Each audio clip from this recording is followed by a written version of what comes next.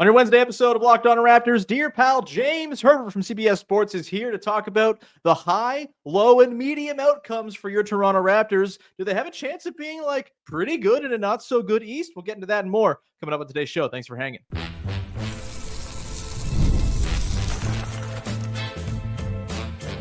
You are Locked On Raptors, your daily Toronto Raptors podcast, part of the Locked On Podcast Network.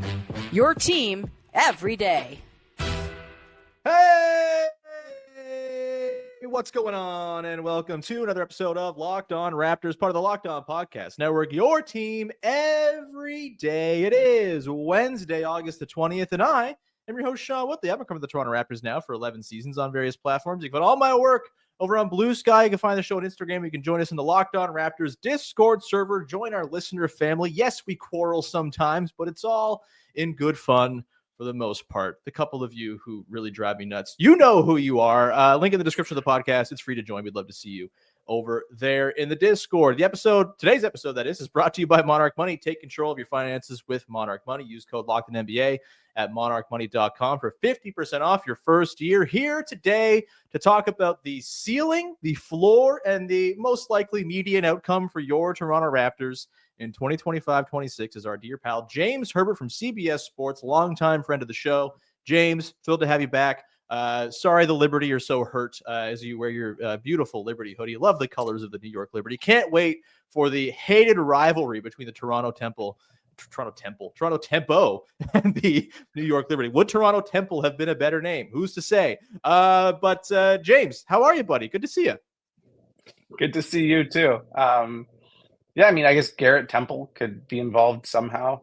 There we go. In the Toronto Temple. We're cooking. Just Garrett Temple's face on the jerseys of the WNBA team. Why not? Sure. James, let's talk about the Toronto Raptors, shall we? That's what we do here on this podcast, even in the depths of August, as we get a little closer. I think we're like 5 weeks from media day. It's very exciting. And I think this is a team that, based on like where you seek out your coverage, there are certainly more sort of optimistic views, probably this podcast, because you got to keep yourself sane when you talk about a team every single day. So toxic optimism is going to seep its way in. You can also find pretty negative views on the Toronto Raptors. Just go to anyone who covers the team or the league nationally, and you'll probably find some sort of disparaging claims about the Raptors being disastrously built and set up for doom. You're a pretty reasoned guy. I tend to think you have like a pretty good handle on the balance that we like to seek here on this podcast sometimes when I'm not going full toxic optimism mode. We will get into the floor and the sort of most likely outcome for the team here, James. But the Raptors, they go into the year hopefully with a healthy Brandon Ingram, hopefully with Immanuel Quickley going to play more than 33 games, hopefully with some young guys popping a little bit in less expansive roles than they maybe had as rookies where they were overtaxed. Where are you at in terms of how good this team can be if everything breaks right? What do you see as the best case scenario for the 2025-26 Raptors in the not so good Eastern Conference? Yeah, so if we're going best case scenario, I won't be the reasoned guy. I'll just pretend that everything is going to come up roses for the team. So perfect. All right, hold on. For the video people, I'm going to use a graphic I usually use for Hot Take Heindel when she goes off on a take. It's the Flames, baby. Give me the take, James. So in this case, Herbert is here. Yeah, the best case scenario is the Raptors make all the national media except for Michael Pina look like complete morons by like comfortably making the playoffs, not through the play-in, just a playoff straight up. And pretty much everybody on their roster proving to have been looked at in a way that was sort of insulting coming into the year. That would mean, Brandon Ingram getting back to all-star form, Scottie Barnes taking another step forward, Immanuel Quickley, first and foremost, staying healthy. Secondly, being the guy that the Raptors wanted him to be, which is a dude that can step up and just drain pull-up threes over and over and over again and give you all the offense you want from the point guard spot, and also be comfortable getting off the ball and playing off of guys like Barnes and Ingram and Barrett. And in this scenario, I think you're hoping for a few different things. Like when we're talking about kind of the core and the starting lineup, you're going to need guys to get more threes up. You're going to need Ingram to actually continue what he did last year, which I think he received virtually no credit for because he played only 18 games. Mhm. But he shot threes more frequently than he had at any other point in his career. I think he came in to the year knowing that's what the Pelicans were going to need from him. He did it both off the dribble and as a spot up guy, which historically, like, he has not been super comfortable just kind of, spotting up on the perimeter and taking catch and shoot threes. He's obviously going to need to do both on this team. You're going to need to see Ingram and Barrett not remind a single person of the DeMar DeRozan Rudy Gay combination from years ago in Toronto, where it was just like, oh God, these guys overlap. They both want to hold the ball. They both want to ISO. They both want to take a bunch of mid-range shots. Like, you need the perimeter guys to all kind of complement each other. They're going to be staggered, but I do think you need them to be able to start and close games together for the most part. And you also need everybody to buy in defensively and play really hard on that end. I don't think there are that many questions about what, like, the second unit can do defensively. I mean, you saw the identity that they had at Summer League. I'm sure that's how the young guys are going to play. But what's it going to look like with the first unit? Is it going to be a really high intensity, high pressure, turnover forcing, like, just kind of chaos ball like we saw years ago with Nick Nurse and like we saw with the Summer League this summer? Or is it going to be sort of more conservative, more conventional? I don't know. But they're going to have to be more than the sum of their parts on both ends if they're going to make everybody look really stupid. And I do think this is possible because I think a lot of these guys are, better than the national consensus seems to be. It's just we have to see how all of this works. We have to see if there's growth from the young players to the point that the bench is a strength rather than a weakness. And we have to see how these guys actually play together because we haven't seen it. Like, last year was a really strange season for the Raptors. Even the guys, like, even if we throw Ingram completely out of it, if we just look at the guys who they came into the season with, we really didn't see them play together much at all. So training camp is going to be important. Kind of establishing identity is going to be important. But I do think they have, just if you look at the rest of the East, like, the Raptors have more good players on their roster than a lot of the other teams in the East. It's more of a fit issue. And I think there are ways for this team to work together and gel together if the players all buy into what Darko is preaching. Yeah, well done, Hot Take Herbert. We love it. I'm with you. I think, like, this team, it's going to be so stagger heavy that sort of the fit concern with the starting lineup, I think, is maybe getting a little over exaggerated at the moment. Like, I don't think we're going to see that 5 close every single game. I think they're going to mix and match with different lineup combos. I think we'll see a lot of Grady Dick in moments where the offense needs some juice. I think we'll see them play around with smaller looks with Scottie Barnes and Colin Murray Boyles, or Scottie Barnes at the 5, and just like all kinds of shooting and sort of handling around him. Like, they're going to be able to play around with different lineup combos because they have all these dudes with like very specific and in a lot of cases complementary skill sets. There's not a whole lot of just like clear two-way dudes, but I do think there's a lot of ways to build good two-way lineups with the guys they have. I'm interested what you think about the idea of Ingram or Barnes as ceiling raisers, right? Because if we're talking about the ceiling, like Ingram, you kind of alluded to the DeRozan, Rudy Gay thing. I think the thing with DeRozan his entire career was this guy's a floor raiser. This guy gives you the floor, maybe not going to give you the super high ceiling. I'm curious, between those two guys, do either of them to you scream ceiling raiser in this new context for the team?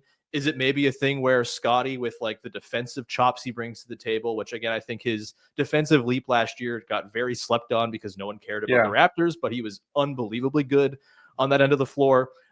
You throw in him with just like more of a sort of, I think, streamlined offensive role with Ingram taking up some of the creation stuff. Is it maybe a combination where you get some ceiling raising from Barnes and some floor raising from Ingram, and it's kind of the best of both worlds? What are your thoughts on, do the Raptors even have a ceiling raiser? I mean, ideally, both of them will be ceiling raisers. I think I'm defensively, Scott. Yeah, I mean, like, that's the one thing I left out that I did have written down is, like, in the best case scenario, like, Scottie makes not only all-star team again, but also makes the all-defensive team. And that is certainly within the realm of possibility for a guy with his defensive skill set that played at the level that he did last year. I think, look, Brandon Ingram's a really good player. We haven't seen him healthy a ton over the past couple of years, but I mean, he is a guy who in the past has on the big stage really delivered. Now, unfortunately, the last memory that people have of him in the playoffs was 2 years ago, where he came back too early from an injury and looked awful. And just really, really struggled. But Was in the before torture that, when he was chamber in as much as anyone has ever been in the torture chamber. yes. And Dort obviously deserves credit for that, but that also was not Ingram anywhere near his best. Like, he probably shouldn't have even been playing at that point. But we have seen him in other circumstances be a guy who literally in the playoffs against good defenders, when possessions are going nowhere, can just bail you out. He can get his shot off pretty much whenever he wants. I do think he is an underrated passer. Early in his career, he got this label as like a sort of point forward type. That has kind of disappeared in terms of how people talk about him over the previous few years. But I think he is at least a pretty good facilitator when he has the ball in his hands. I think if he is coming into this season with an understanding that he's going to have to play off of the ball sometimes, make catch and shoot threes, like the same way he did last year at the beginning of the year with the Pelicans, like I do think he can complement Scottie Barnes really well. Like I think in the theory of the team is that you have a bunch of playmakers who all sort of take the pressure off of each other, so it doesn't all fall to anyone. And we're going to have to see how that works. But I mean, ideally, these are guys who are versatile. These are guys who bring a lot of different things to the table. Like Ingram, I think, is seen as just a scorer. I don't think he is just exclusively a scorer, though that is what he is best at. He's also a good shooter. He's also a good passer. Defensively, he can at least switch a bit. And at times, like I have seen him play pretty good defense. He's not seen as a stopper. I don't think he's going to be the number one stopper. I don't think he has to be on this team, but he can guard up and down. And I think that helps raise a team's ceiling too. And you have guys that are versatile and switchable and that can play multiple different defensive styles. So, yeah, I mean, we all kind of know the areas for improvement with the Raptors core players. I think obviously if Scottie Barnes ever becomes a knockdown 3-point shooter, then his ceiling and the team's ceiling goes up immediately. But I don't think he has to come into this season and drastically improve in that area for him to be the kind of player that can boost a team. Like he makes other people better in transition. He makes other people better with his passing in the half court. I think we're going to have to see just how all the pieces fit. Like I keep repeating that. But in theory, these guys can be ceiling raisers. I don't think the ceiling for this team is like that high. But in a conference like this, the ceiling to me is like playoff team. Yeah. I think as high as like, I know everyone thinks the Magic or not the Magic are a top 3 team. I think everyone thinks the Hawks are like guaranteed to be the 4 seed. I think as high as 4 is on the table if everything breaks right. And there's like this sum of the parts effect of all these dudes and the adaptation that you've kind of alluded to for all these guys. Like you can't have the overlap stuff. Like there has to be some budge from everyone in terms of how they play. But if, Darko Rajakovic can achieve that and the guys on the floor are kind of, collectively moving in the same direction, there's just too much talent for them not to be pretty good again in a conference that is not pretty good.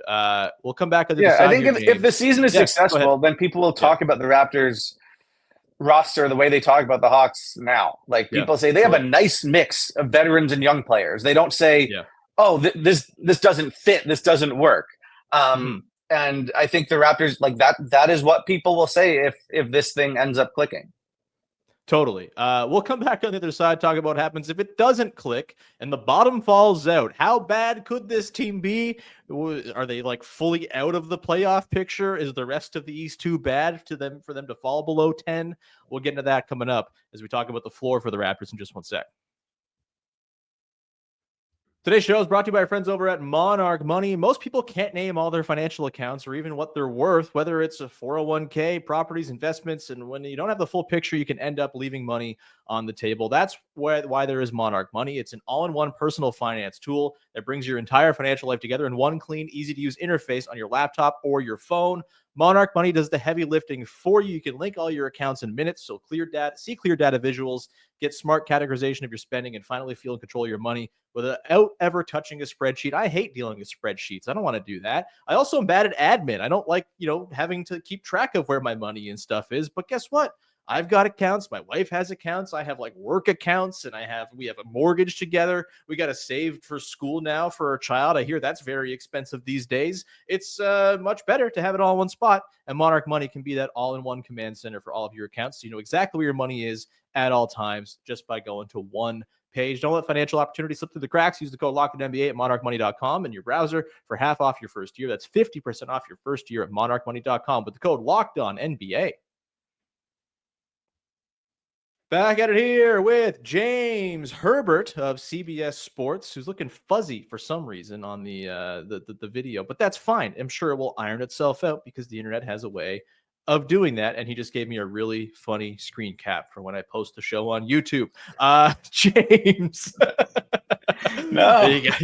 I'm always looking for that screenshot. I got the timestamp written down. All right, James, the floor. How does this go really, really bad for the Toronto Raptors? Obviously injury is kind of like the chalk answer for this, but how bad could this be if the aforementioned fit is not there, if the adjustments aren't made by the guys involved, if everyone's just kind of going out and playing for themselves and doing their own thing the way they always used to, without, any sort of give or budge? What's the low end for this collection of, again, very good players in a not very good conference? Is there any way they could even find themselves like in the tank derby, or are they simply too good for that? And are they just going to kind of end up in like the Bulls zone as the possible floor? What you got? Well, the way I look at things, if everybody got hurt and they ended up in the tank zone, like that would be better than what I'm going to say is the worst case scenario, because at least then you can get a good pick and what's a freaking awesome draft. I think the worst case is that they actually do stay healthy enough that they win like 30-something games. They don't get a great pick, but it just clearly doesn't work. Right. Quickley is just kind of lost in an offense that has a bunch of other ball handlers. Maybe RJ Barrett gets traded, but the return doesn't satisfy anybody. None of the young guys really pop. Maybe, Murray Boyles in particular struggles because of like the predictable spacing issues that everybody's sort of talked about. And the front office kind of has buyer's remorse on every contract that they've signed guys to over the past few years, and all the people who have been criticizing the Raptors and this build just are like clearly vindicated. And I think in this case, at the end of the year, like maybe they're battling for a playoff spot or a play-in spot, I should say, but like clearly not just a top 6 playoff spot. But it just feels pointless. And the team just kind of feels stuck yet again, without really anybody being excited about the direction of the team and where things are going. It just kind of seems like they're screwed. That's the worst case. Yeah, I'm totally with you there. Like I am bullish on the idea that a lot of these dudes are going to look better in the eyes of the national discourse than they do now, 12 months from now. But there's every possibility that Ingram either gets hurt again or can't stay healthy for an entire season. It's stop and start. He's in and out of the lineup. The fit with him and Scottie just doesn't work. Like they both just want to operate in the exact same spots of the floor, like, they have in recent years, where they're both kind of mid-range merchants who don't take a lot of threes. Again, Ingram took a lot of threes in 18 games with Pelicans last year. Hopefully that's a sign of things to come. I'm a big believer in him, kind of the escape from New Orleans factor, as I've called it. Just like, I'm on a normal team, a normal franchise. They get to like play basketball and have fun again. Cool. Maybe I just like do what the team needs. But yeah, there's every possibility that Brandon Ingram is stuck in his ways and it doesn't work that way. That RJ Barrett sort of, instead of moving into a bit more of a streamlined role like he was in the time after the trade in 23-24, where he was at his best, continues to want to like pound the ball a million times per possession, and it doesn't quite work. And you just have this sort of like everyone looking around, my turn, your turn thing.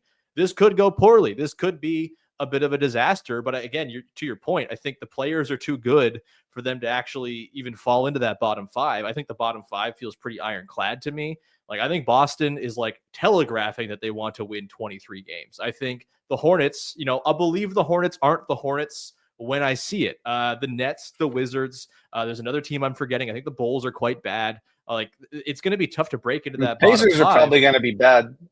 See, I kind of think the Pacers are just going to be like the 9th seed and happy with it, just because, Pascal's a good player and they have a lot of solid basketball players, and Herb Simon hates tanking.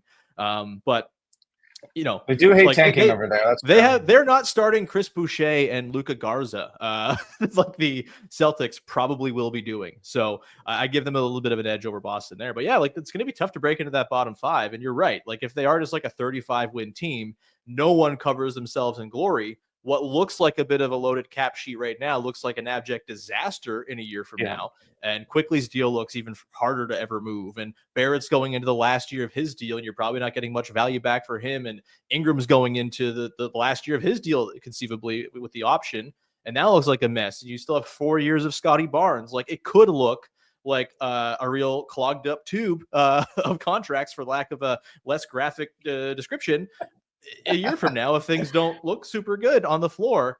Maybe you get stagnation from Grady Dick. Maybe he just doesn't look like a guy you're going to give a second contract to. Maybe Jacoby Walters' offense looks too far away. Maybe Jamal Shed, just the offense again with him, the 3-point shot falls off again, and it's just not there. Like there are ways in which this goes very poorly. I think there are too many good players and too much, I think, incentive from the members of the team to kind of figure it out for it to hit this worst case scenario. But there's every possibility as well that all the bad things happen. I mean, this is the Raptors. The last few years, all the bad things have happened. Like this is not a franchise immune to seeing the bad things happen in recent years. Like a year from hell could totally be on the table. Yeah, I think there is real downside. And the downside is just it's magnified because of the contracts that have been signed.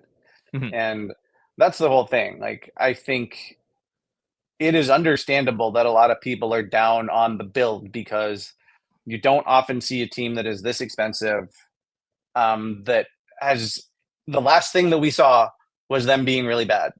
Yeah.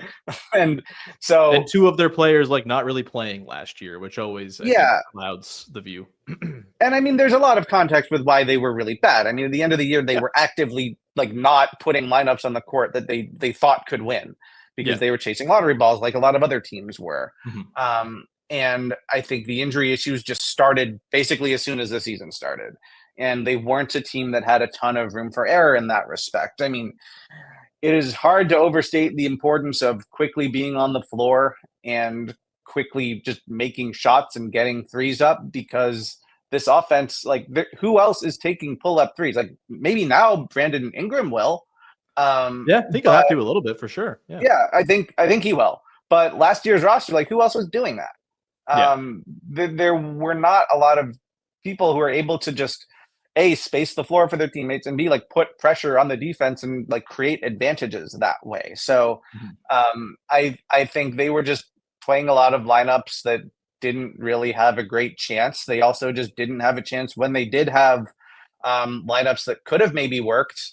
There was zero continuity, and some of the minutes that they played were at the end of the year when nothing mattered at all. So there are a lot of reasons why it happened, but I think, like, just broadly speaking, this is an expensive team, and we haven't seen these pieces fit that well together. I mean, you have to go back to 2 years ago, kind of that the plus 10.8 net rating of IQ, Barrett, Barnes, and Pirtle in the 200 and something minutes that they played together. As like, if you want to point to that and say this team works, cool. But that was 2 years ago. It is a different team sample. now. Yeah, it's a tiny ass sample, and like Brandon Ingram is now in the mix. That's a huge variable. Maybe that's great. Maybe that isn't, because of the overlapping skills that we've talked about. So I think the fear and what some people think is a really likely scenario is that this just straight up does not work.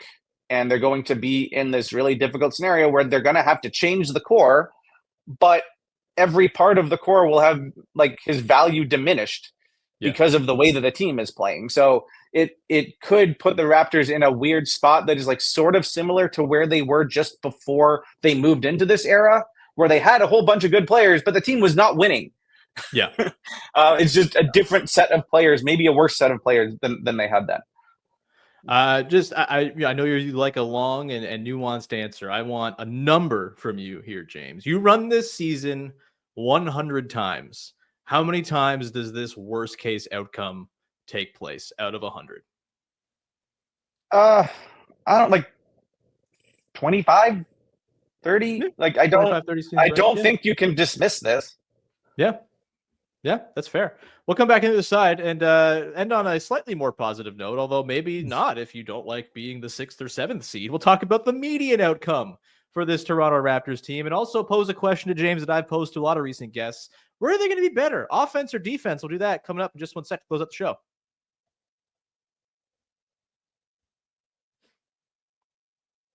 Wrapping things up here with James Herbert from CBS Sports as we talk floor, ceiling, and the middle of the road, the first floor of the house for the Toronto Raptors this coming season. Or if you want to go bungalow, it's the top upstairs, the main floor in the basement, whatever you want. I don't care. James, what do you think is just like you run this season 100 times to kind of use that framing again? What's the most likely outcome that you see for this team? Like, range of seeds in the East, advancement in the playoffs or lack thereof. What do you think is just like the chalk answer to the question? What do you think the Raptors are going to do this year? Yeah, I think the median outcome is like they're a play-in team in a weak East, and you have people sort of divided on what that means because Right. you'll be able to sell it as progress and you'll be able to see it as progress, but others will completely dismiss it because of just how bad the competition is. But I think in this scenario, probably the roster is better than expected in some ways. Like, let's say either on one end, the fit of the core is better than a lot of people think, or on the other end, maybe it's that there's a young bench mob type situation that everybody in the fan base is really excited about. But in that scenario, maybe the bet on Scottie, Ingram, Quickley, and Barrett all being able to kind of play in harmony, maybe that doesn't quite work. So, maybe Barrett is moved and the return is like decent rather than everybody being really upset about it. But you're talking about a team that is in the high 30s to mid 40s in terms of wins, probably low 40s, honestly, in this East, but we'll see. And a team that like might have a chance of sneaking into the playoffs, but also depending on how those play-in games go and like who they're playing against, like maybe it's just another season without getting any playoff experience for the young guys. And yeah, I think this, like personally, I think this zone is sort of the safest prediction you can make about this Raptors team. But there are a number of ways, even within this, like there are a number of ways that this could play out and that they could end up in this zone. Yeah, like I think like in the mix for the 6th seed until late in the season is like probably on the table. It's always so clustered between like 4 and 8 now anyway that I think they firmly find themselves in that mix with teams like the Bucks and the Heat and the Pacers if they have a surprising year or whatever. Like I'm not sold on the Pistons being like a surefire playoff team again after last year and losing basically Klay Thompson and Malik Beasley, considering what he did last year. Like you can't replace that just super easily. I'm sorry, Duncan Robinson is not replacing that as much as he might be a more level-headed dude than Malik Beasley is. He was insanely good last year. That has to count for something. Back to the Raptors thing. Yeah, like I think what I would guess is the sort of way this year goes is there is like genuine progress, I think, when it comes to like Barnes and Ingram and Quickley. I think those 3 guys stand a real good chance of being good together. I think RJ Barrett probably is revealed to be the guy who doesn't fit and is either moved by the deadline if the team is kind of in that mushy middle, and maybe that, does or does not make them more potent down the stretch of the season. But I think there's a real chance that happens, or at least it's clear, like, okay, we know the next set of moves here. We know that a couple of these bench guys are keepers who are going to go fill in that spot behind Barrett someday down the line. As soon as the back part of this year, whether it's Jacoby Walter or Grady Dick or Ochai Agbaji, who's still on the team, by the way. And it feels again like you're stuck in that mushy middle, but it is a step forward. It does give a little bit more clarity as far as like what the way forward is than it feels like there is right now, where it does seem like there's a lot of murk ahead, but like there will certainly be people who think that sucks, who are like title brained and think that this team's not winning a championship, blow the whole thing up. I think that would be stupid because, look at what that gets some teams in this new tanking environment.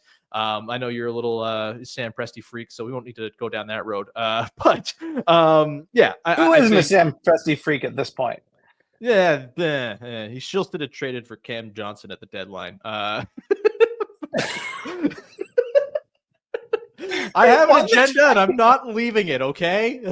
All right. Sure. By the way, I owe James $100 because we had made a bet back in like 2020. I said that the Thunder would never win a series during the 2020s, and they've won many of those. So, James, your Venmo is coming at some point soon. Whenever they get Venmo in Canada, I got you, buddy. I still don't have it here, so there's no way for me to possibly send you your money. No. But No yeah, last one here, James. Kind of to the point of the ceiling or maybe the sort of middling outcome for this team. Question I've been posing to guests recently is: do you think the Raptors finish higher in offense or defense among the league rankings? I think this sort of if you go off last year, the defense was way more productive than the offense was. There was a pretty nice stretch there in the middle of the year, even against non-terrible competition where it looked pretty good. The offense was a struggle again. You hope that having Quickley for more than 33 games and having Ingram, arguably the two best offensive players the team has under their employ, will help them improve significantly there. What you got, higher on offense or defense when the season comes to an end? So I think if we are talking about the worst case and even the medium outcomes that we discussed, I think the safest thing to say is that the defense will be better. Okay.